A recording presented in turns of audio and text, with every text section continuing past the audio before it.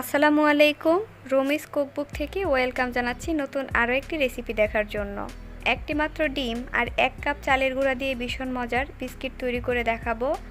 খুব সহজেই এই বিস্কিট পিঠা তৈরি করে নেওয়া যায় আর খেতেও হয় ভীষণ মজার। আর এই বিস্কিট তৈরি করে সংরক্ষণ করা যায় 1 সপ্তাহের মতো। প্রথমেই রুম টেম্পারেচারে থাকা একটি ডিম নিয়ে নিচ্ছি। ফ্রিজে থাকলে 30 মিনিট আগে নামিয়ে নিতে হবে। এখন দিয়ে দিব আধা কাপ পরিমাণ চিনি। চিনিটা খুব ভালোভাবে ডিমের সাথে মিশিয়ে নিব। একটু সময় নিয়ে চিনিটা মিশিয়ে নিতে হবে। চিনির দানা যেন না থাকে সেটা খেয়াল রাখতে হবে। খুব ভালোভাবে মিশিয়ে নিচ্ছি। চিনি গলে গিয়ে মিশ্রণটা অনেক পাতলা হয়ে গেছে।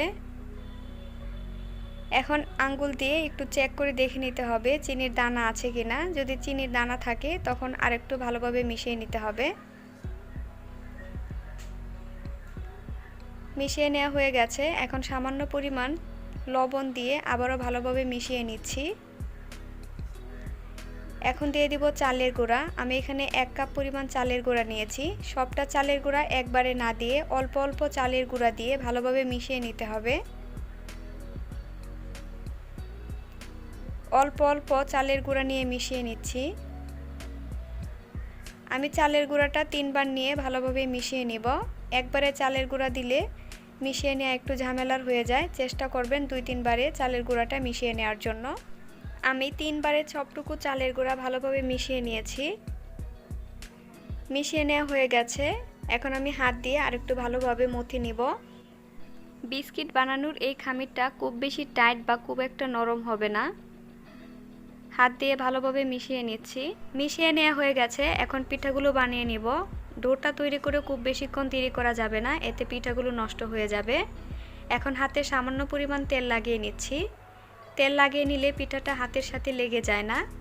সামান্য পরিমাণ ডো নিয়ে আমি লম্বাটে করে শেপ দিয়ে পিঠাগুলো বানিয়ে নিচ্ছি। দেখতেই পাচ্ছেন আমি কিভাবে বানিয়ে নিচ্ছি। আপনারা চাইলে গোল করেও পিঠাগুলো বানিয়ে নিতে পারেন। সবগুলো বিস্কিট বানিয়ে নেওয়া হয়ে গেছে। এখন ভাজতে চলে যাচ্ছি। মিডিয়াম আঁচে তেল গরম করে নিয়ে বিস্কিটগুলো দিয়ে দিচ্ছি। সবগুলো বিস্কিট দিয়ে মিডিয়াম আঁচে ভেজে নিতে হবে। চুলার আঁচ বাড়িয়ে দেওয়া যাবে না, এতে উপর থেকে কালার চলে আসলেও ভিতর থেকে পারফেক্টভাবে কুক হবে না। চেষ্টা করবেন সময় নিয়ে বিস্কিটগুলো ভেজে নেওয়ার জন্য।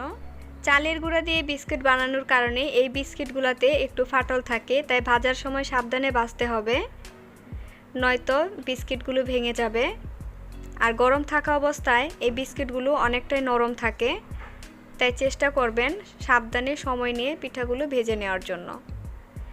পারফেক্ট কালার চলে এসেছে। এখন আমি নামিয়ে নিব। এই বিস্কিটগুলো গরম থাকা অবস্থায় খেতে খুব একটা ভালো লাগে না, ঠান্ডা হলে অনেক কুড়মুড়ে হয়। চেষ্টা করবেন ঠান্ডা করে বিস্কিটগুলো খাওয়ার জন্য। আর নর্মাল টেম্পারেচারে এয়ারটাইট বক্সে 6 থেকে 7 দিন পর্যন্ত এই বিস্কিট ভালো থাকবে। ধন্যবাদ সবাইকে।